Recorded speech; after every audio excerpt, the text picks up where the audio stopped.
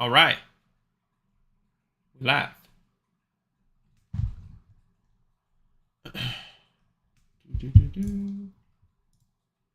Okay. Should be live. Perfect. All right. Good morning, guys, and what a good morning it is for the crypto world. Holy shit. Look at all this that we have to talk about. I have so much to tell you guys about what's going on in the market, what we're planning on for the next move sets, where exactly our buying opportunities, and of course, how everyone's week is pretty much. But yes, thank you guys so much for coming. First off, if you can hear me loud and clear, just let me know in the chat. I'm assuming you can based off the messages. You guys can hear me? Yes, Chad, Ilias, Michael, everyone hear me? What up, Kendall? What up, what up? All right, awesome. So yes, there's a lot I want to talk about. Currently, I want to talk about the current move set on Bitcoin. Now, last night I made a video for you guys and I mentioned to you guys, look, Bitcoin is in a massive W formation, right? So a massive W formation, but in order for you to know where confirmation is on W formations, all you simply need to do is watch these breaks. Think of it like like you guys should know what a W is, right? So the alphabetical W, when a W formation is a confirmation, you need to break the middle wick. So this wick right here, you can see as soon as it broke, it ended up causing a massive squeeze overall. And that's exactly why I was mentioning to a lot of folks that, look, you don't necessarily want to be on the short side of this trade. And the reason for that is because we don't have confirmation for the shorts.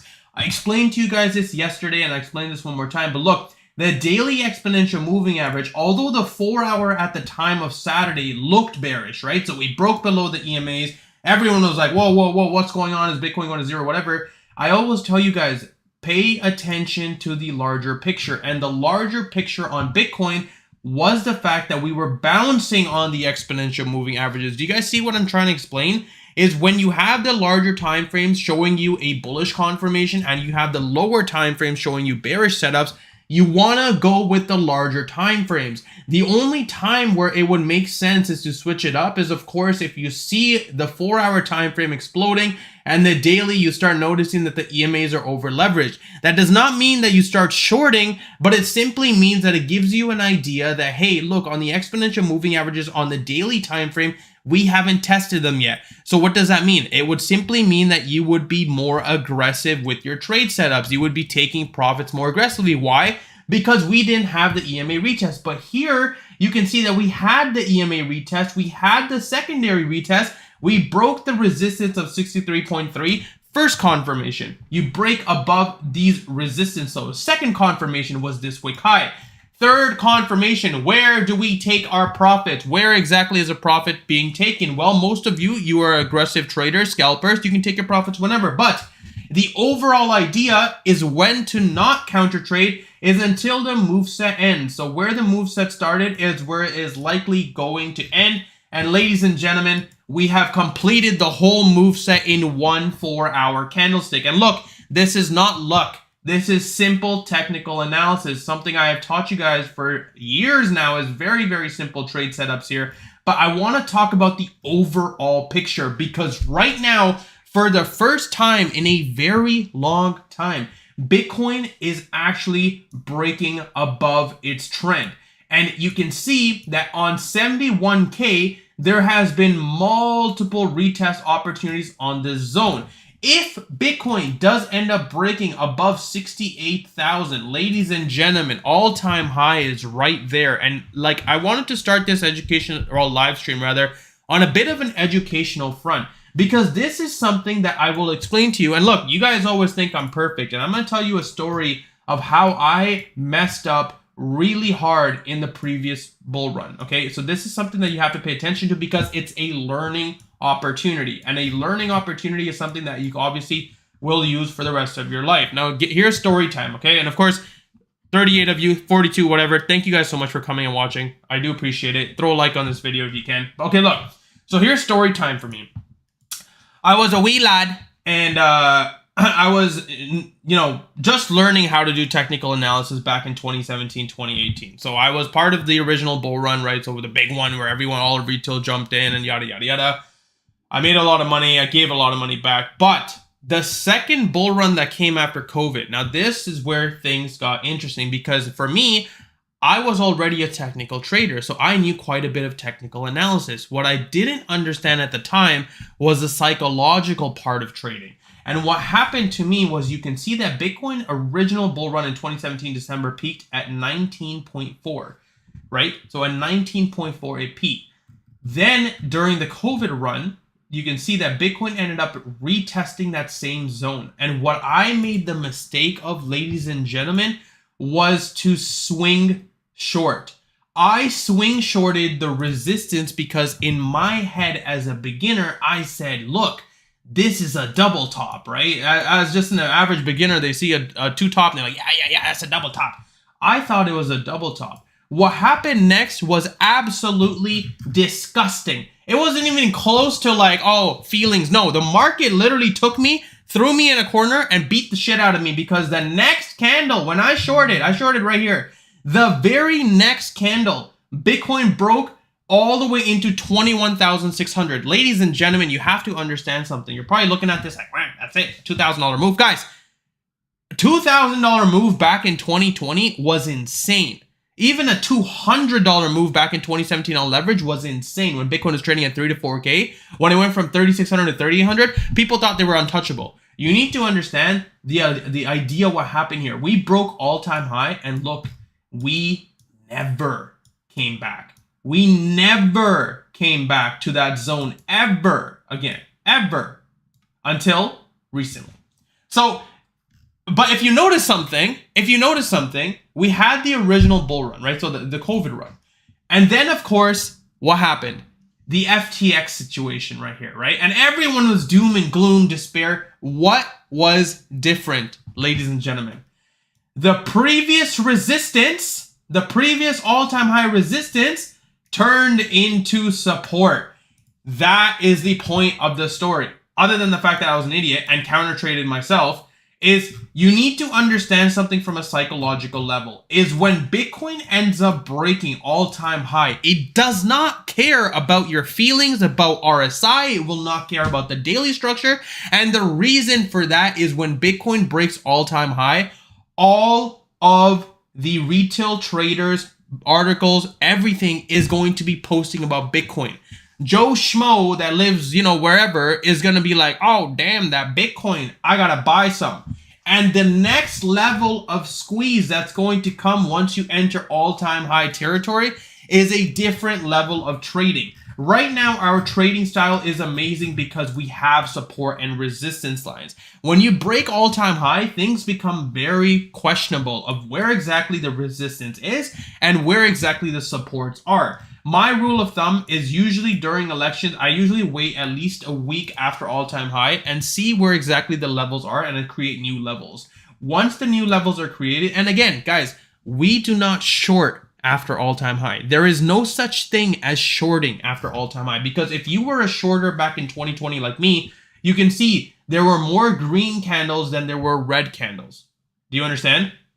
So yes. Oh yes, the drawings here. Yeah, no, these are from previous lessons. This was a BART formation and everything. Yeah, these are all previous lessons. Ignore that, my fault. But yes, I'll delete them as I talk. But yeah, so that's why I try to explain to you guys that the current setup we are in isn't something to ignore. Yes, it does not mean that we are officially breaking all-time high, but we are getting very close to all-time high. And you don't want to be a counter trader during all-time high situations because you are much better off riding the wave now fully long than you are in terms of a short position. And I'll give you guys an example. Yesterday, someone in the whale chat asked me, hey, Ethereum looks quite bearish here, yes or no? And I explained the same thing I'm explaining to you guys. Look, when you're trading on the larger time frames, if you have a W formation on the larger time frame, that simply means long. Because a W formation on a larger time frame versus a W formation on a 15-minute is a completely different thing. So I hope that makes sense for you guys. Now, talking about Doge, you can see that on Doge right now, we saw the same exact wick break.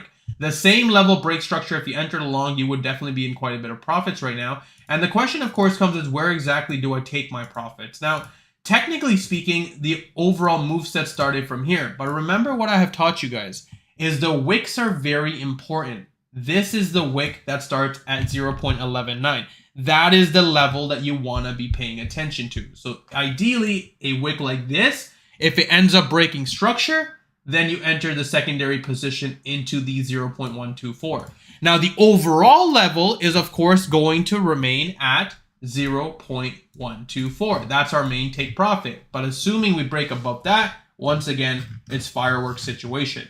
Solana yesterday, or 2 days ago, I talked about Solana and I explained, and pretty much I take profit. 159 is right there. So Solana was a very simple trade too. A W formation right there in between this zone, and of course 159 was a take profit. How did I know 159 was the main level to pay attention to? Well, simply put, you can see how many times we retested resistance. But do you see how momentum trading is very beneficial? As a momentum trader, if you play the wick high, now you're entering into 159, you notice that 159 has been tested multiple times. You notice that if 159 is broken, the top of the moveset for Solana is 190. That is a very interesting trade setup from a long perspective. Do you guys see what I'm trying to explain to you? Is when you start paying attention to things like this and zooming out a little bit and then understanding, okay, a momentum trade, if a wick high is broken, we are above EMAs, it is Bitcoin's running, Ethereum's running, there's no reason for you guys to be short. There's no reason for that at all. Anyways, isn't the Fibonacci where we can tell the resistance is an all-time high? I don't trade Fibonacci levels. I think it's very retail-minded. Again, it's totally up to you guys. If you have Fibonacci's, that's cool. I have traded Fibonacci's for many years. I don't like them, the 0.168 level, blah, blah, blah, blah, blah. I don't care for it. I'm a very naked chart trader. Yes, you can use them for your take profits and stuff, but again, my issue is everyone takes profit at the same level. Why is that there then? Like, it doesn't make sense to me. It might work better for stocks, but at least for crypto, I've never, I don't see it working too much. So yeah. Anyways, does that answer everyone's questions on the current setup? So yes, in terms of Bitcoin right now, from a long setup, if we end up breaking this zone right here at 66, which of course we're starting to see some take profits happen, the next wick high is at 69,000.